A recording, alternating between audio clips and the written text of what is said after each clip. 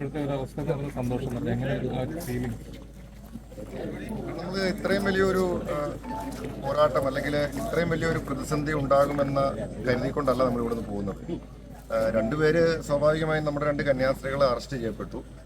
അപ്പോൾ അവർ ജയിലിലാക്കപ്പെട്ടു. നമ്മൾ കരുതുന്നത് കാരണം അവിടെ അവർക്ക് അങ്ങനെ അധികം ആളുകളോ ബന്ധുക്കളോ ഒന്നും ഇല്ലാത്തൊരു പ്രദേശമാണ്. അവരുടെ സന്യാസ സഭയും അതുപോലെ തന്നെ അവിടെ മിഷനുമായി ബന്ധപ്പെട്ട ആളുകളൊക്കെ ഉള്ളൂ. അപ്പോൾ ഞാൻ ഛത്തീസ്ഗഡിലേക്ക് പോകാൻ തീരുമാനിക്കുന്നത്, ഞാൻ നേരത്തെ ഛത്തീസ്ഗഡിൽ വളരെയധികം നാൾ പ്രവർത്തിച്ച് പരിചയമുണ്ട്. അപ്പം ഞാൻ വിചാരിച്ചു എന്തായാലും ഇനി അവർക്ക് ഈ കന്യാസ്ത്രീകൾ രാജസ്ഥാനിൽ അവർ ആഗ്രയിൽ നിന്നും അതുപോലെ തന്നെ ജബൽപൂരിൽ നിന്നുമൊക്കെ അവിടെ എത്തിച്ചേർന്നതാണ്. അവർ റെയിൽവേ സ്റ്റേഷനിലേക്ക് എത്തിച്ചേർന്നു. റെയിൽവേ സ്റ്റേഷനിൽ വെച്ചാണ് അവർ അറസ്റ്റ് ചെയ്യപ്പെട്ട് അവർ ജയിലിലേക്ക് ആക്കപ്പെട്ടത്. അപ്പോൾ അവരുടെ അവസ്ഥ എന്തായിരിക്കും എന്നുള്ള നമുക്ക് വലിയൊരു ആശങ്കയുണ്ടായി. അപ്പോൾ എനിക്ക് തോന്നി നമ്മൾ ഇവിടെ നിന്ന് ഫോൺ വിളിക്കുമ്പോഴൊന്നും നമുക്ക് കൃത്യമായിട്ടുള്ളൊരു വിവരമൊന്നും കിട്ടുന്നില്ല. കാരണം ആർക്കും ഒരു എന്താണ് എക്സാക്ട്ലി സംഭവിച്ചത്, എന്താണ് അവിടെ നടക്കുന്നത് എന്നതിനെ സംബന്ധിച്ചൊന്നും ഒരു ഐഡിയ ഉണ്ടായിരുന്നില്ല. അപ്പോൾ ഞാനിവിടെ വീട്ടിൽ വന്നു. ഞാൻ ഈ വിഷയം അറിഞ്ഞപ്പോൾ തന്നെ ഞാനിവിടെ വന്നു.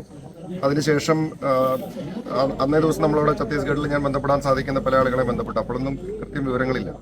ഞാൻ രണ്ടാമതും പിന്നീട് ഇവിടെ വന്നു കഴിഞ്ഞപ്പോൾ എനിക്ക് തോന്നി നമ്മൾ അവിടെ പോകേണ്ട ആവശ്യമുണ്ടെന്ന് തോന്നി. അങ്ങനെ ഞാൻ പിന്നെ രണ്ടാമതൊന്നും ആലോചിച്ചില്ല. ഞാൻ പോവുകയാണ് ഉണ്ടായത്. ഞാൻ നേതാക്കന്മാരോട് സംസാരിച്ചു. KPC പ്രസിഡന്റിനോടും പ്രതിപക്ഷ നേതാവിനോടും അതുപോലെ തന്നെ ശ്രീ KC വേണുഗോപാലിനോടും ഒക്കെ സംസാരിച്ചു. അപ്പോൾ അവർ പറഞ്ഞു, ഞാനിങ്ങനെ പോവുകയാണെന്ന് പറഞ്ഞപ്പോൾ അവർ നിർബന്ധമായിട്ട് പോകണം, കാരണം അവിടെ ചെന്നാൽ നമുക്ക് എന്തെങ്കിലും ചെയ്യാൻ കഴിയും എന്ന് പറഞ്ഞു. ഞാനങ്ങനെ പോവാനുണ്ടായത്. പിന്നെ അവിടെ ചെന്നുമുള്ള കാര്യങ്ങളൊക്കെ ഞങ്ങൾ ആദ്യം ഇവരെ ചെന്ന് കണ്ടപ്പോൾ ഒക്കെ ഉണ്ടായ ഒരു സാഹചര്യം എന്ന് പറയുന്നത് വളരെ നമുക്ക് ജീവിതത്തിൽ ഒരിക്കലും മറക്കാൻ പറ്റാത്ത വലിയ വിഷമം ഉണ്ടാക്കുന്ന കാര്യങ്ങൾ. കാരണം അവരാ സംഭവം മുഴുവനും അന്നേ ദിവസം അവിടെ നടന്ന കാര്യങ്ങളും മുഴുവനും ഈ രണ്ട് സിസ്റ്റേഴ്സും ഞങ്ങൾ ജയിലിൽ കണ്ടപ്പോൾ ഞങ്ങളോട് ഒരു വിശദീകരിക്കുകയുണ്ടായി. ഞങ്ങൾക്ക് വലിയ വിഷമമുണ്ടാക്കി, മനസ്സിൽ തട്ടിയ കാര്യങ്ങൾ. പിന്നെ എന്തായാലും അത് നീതി ലഭിക്കണം, അവർക്ക് പുറത്ത് കൊണ്ടുവരണം എന്നുള്ളൊരാഗ്രഹം ഉണ്ടായി. സെഷൻസ് കോടതിയിൽ കിട്ടുമെന്നാണ് ഞങ്ങളൊക്കെ പ്രതീക്ഷിച്ചത്.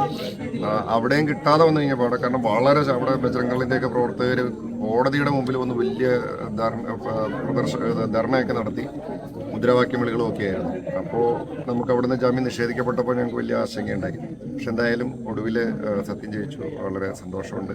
തിരിച്ച് നമുക്ക് ഇവരുടെ ഇടയ്ക്ക് ഞങ്ങൾ വിളിക്കാറുണ്ട്. വിളിച്ച് ഇവിടെ വീട്ടുകാരായിട്ട് ഇവരുടെ സിസ്റ്ററുടെ സഹോദരങ്ങൾ, അവരുടെ ബന്ധുക്കൾ, അപ്പച്ചനും അമ്മച്ചി എല്ലാവരുമായിട്ടൊക്കെ ഇടയ്ക്കിടയ്ക്ക് വിളിക്കുകയും ബന്ധപ്പെടുക. അവരൊക്കെ ഇങ്ങനെ അവർക്ക് വലിയ അവരുടെ ആശങ്ക നമുക്ക് മനസ്സിലാവും.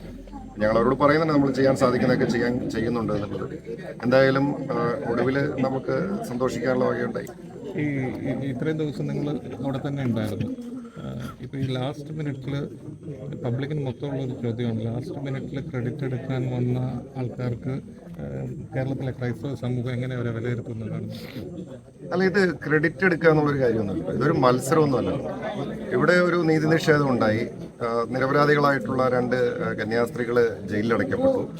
അവര് ഒരു അന്യദേശത്ത് ഏതാണ്ട് 53ഓളം തടവുകാരോടൊപ്പം ഒരു സെല്ലിനകത്ത് കഴിയുക എന്ന് പറഞ്ഞാൽ അത്രയും ഒരു വളരെ ദയനീയമായിട്ടുള്ള ഒരു സാഹചര്യമാണ്. അവരെ നമ്മൾ പുറത്തു കൊണ്ടുവരിക, അതിനു വേണ്ടിയിട്ടുള്ള പരിശ്രമം നടത്തുക എന്നുള്ളതാണ്. ഇതൊരു മത്സരമൊന്നും അല്ലല്ലോ. അപ്പോൾ അതുകൊണ്ട് ഇതിനകത്ത് ക്രെഡിറ്റിന്റെ ഒന്നും വിഷയമില്ല. ഇവിടെ ഒടുവിൽ അവിടെ നീതി നടത്തപ്പെട്ടു എന്നുള്ളതാണ്. ഇത് പൂർത്തിയായിട്ടില്ല.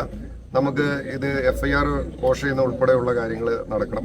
ഇതിനകത്ത് യഥാർത്ഥ കുറ്റവാളികൾ എന്ന് പറയുന്ന ഈ ബജറംഗ് ദൾ പ്രവർത്തകരാണ്. അവരാണ് പോലീസ് സ്റ്റേഷനിൽ അതിക്രമം നടത്തിയതും അവരെ തല്ലുകയും അതുപോലെ തന്നെ ഭീഷണിപ്പെടുത്തുകയും എല്ലാ അതിക്രമവും നടത്തിയിട്ടുള്ളത്.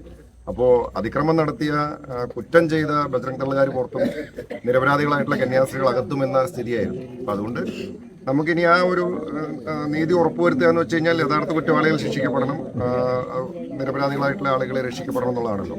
അപ്പോൾ അത് തുടരും. അപ്പോൾ അതുകൊണ്ട് ഇതിനകത്ത് ക്രെഡിറ്റിന്റെ പ്രശ്നമൊന്നുമില്ല. നമുക്ക് എല്ലാവർക്കും ഇതിൽ സന്തോഷം മാത്രമേ ഉള്ളൂ. നമ്മൾ ഇതുമായി ബന്ധപ്പെട്ടുകൊണ്ട് ഒത്തിരിയേറെ ആളുകൾ, ഞാൻ പറഞ്ഞല്ലോ, ഒത്തിരിയേറെ ആളുകൾ ഇതിനു വേണ്ടിയിട്ട് പരിശ്രമിച്ചിട്ടുണ്ട്.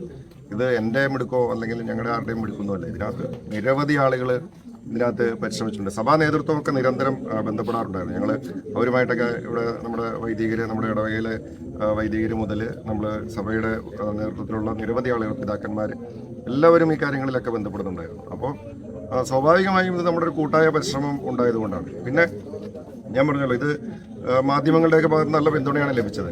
കേരള മാധ്യമങ്ങൾ ഇതിന് നല്ലൊരു പിന്തുണ കൊടുത്തോടുകൂടി കേരളത്തിൻ്റെ പൊതുസമൂഹത്തിൻ്റെ വലിയൊരു പിന്തുണ ഈ കാര്യത്തിലുണ്ടായി.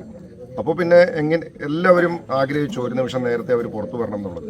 അപ്പോൾ സ്വാഭാവികമായും അതിനാവശ്യമായിട്ടുള്ള എല്ലാവരുടെയും സഹകരണം ഉണ്ടായതുകൊണ്ട് തന്നെയാണ് നമുക്ക് ഇത് പുറത്തു കൊണ്ടുവരാനായിട്ട് സാധിച്ചത്. ഇതിൽ പ്രത്യേകിച്ച് ഒരു ക്രെഡിറ്റ് ഒന്നും ഞാൻ ആർക്കും അങ്ങനെ ഉദ്ദേശിക്കുന്നു. ഒറ്റ കാര്യം കൂടി, ഈ മണ്ഡലത്തിലെ എല്ലാവർക്കും സുപരിചിതനാണ്, എല്ലാ വീടുകളിലും ഒരു അംഗത്തെ പോലെ. പക്ഷേ ഈ കുടുംബമായിട്ട് ഒരു കുടുംബത്തിലെ ഒരു അംഗത്തെ പോലെ ഇപ്പോൾ അല്ല, ഇത് കുടുംബം ഞാൻ വളരെ അടുപ്പമുള്ള ഒരു കുടുംബം തന്നെയാണ്. ഞാൻ ഇതിവിടെ എനിക്കങ്ങനെ പ്രത്യേകിച്ചൊരു എന്താ പറയുന്ന ഒരു പരിചയപ്പെടുത്തൽ ആവശ്യമുള്ള ഒരു കുടുംബമല്ല. ഇവിടെ ബൈജു ആയാലും അതുപോലെ തന്നെ ഇവിടെ റൈജി ആയാലും അതുപോലെ ഇവിടെ നിരവധി ആളുകൾ ഞാൻ ഏറ്റവും അടുത്ത് ബന്ധപ്പെടുന്ന ഒരു കുടുംബമാണ്. അതുകൊണ്ട് നമ്മളെ സംബന്ധിച്ച് നമ്മുടെ ഒരു സ്വന്തം കുടുംബം തന്നെയാണ്. അതിനകത്ത് മാറ്റമൊന്നുമില്ല. അത് ഇത് ഇതിന് നേരത്തെ ആയാലും ഇപ്പോഴായാലും മുന്നോട്ടായാലും എപ്പോഴും അങ്ങനെയൊക്കെ തന്നെയാണ്. Okay, thank you.